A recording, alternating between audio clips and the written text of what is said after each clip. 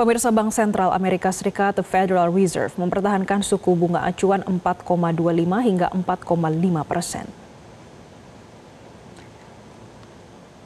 Gubernur Bank Sentral atau Federal Reserve, Jerome Powell, mengatakan suku bunga saat ini berada di tingkat yang tepat untuk menghadapi ketidakpastian yang terus berlanjut terkait tarif dan inflasi, sehingga meredam ekspektasi akan pemangkasan suku bunga pada bulan September mendatang.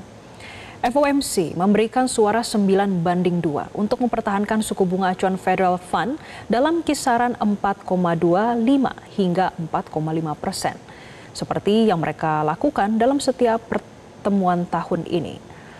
Gubernur Christopher Waller dan juga Michelle Bowman menentang keputusan tersebut dan memilih pemangkasan sebesar 1/4 poin.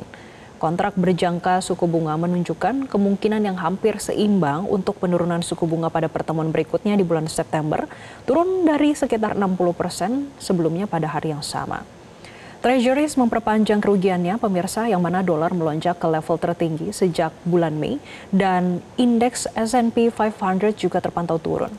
Dalam pernyataan usai pertemuan, para pejabat pun menurunkan pandangan mereka terhadap ekonomi Amerika Serikat dengan mengatakan indikator terbaru menunjukkan pertumbuhan aktivitas ekonomi melambat pada paruh pertama di tahun 2025. Powell mengatakan perlambatan tersebut sebagian besar mencerminkan perlambatan belanja konsumen, dan Powell juga mengakui adanya resiko terhadap lapangan kerja. Our monetary policy actions are guided by our dual mandate to promote maximum employment and stable prices for the American people. At today's meeting, the committee decided to maintain the target range for the federal funds rate at 4.25% to 4.5% and to continue reducing the size of our balance sheet. We will continue to determine the appropriate stance of monetary policy based on the incoming data, the evolving outlook, and the balance of risks. Changes to government policies continue to evolve, and their effects on the economy remain uncertain. Higher tariffs have begun to show through more clearly to prices of some goods, but their overall effects on economic activity and inflation remain to be seen.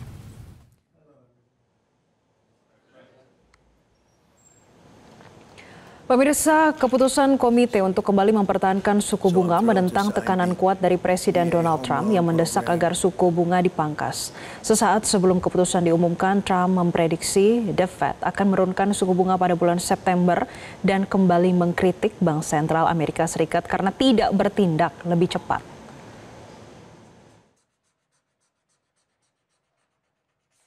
I hear they're going to do it in September, not today. For what reason?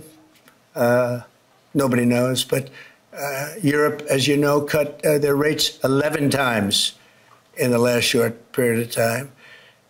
But the good news is we're doing better than anybody anywhere in the world. Nobody's doing anything even close to us, even with the higher rates.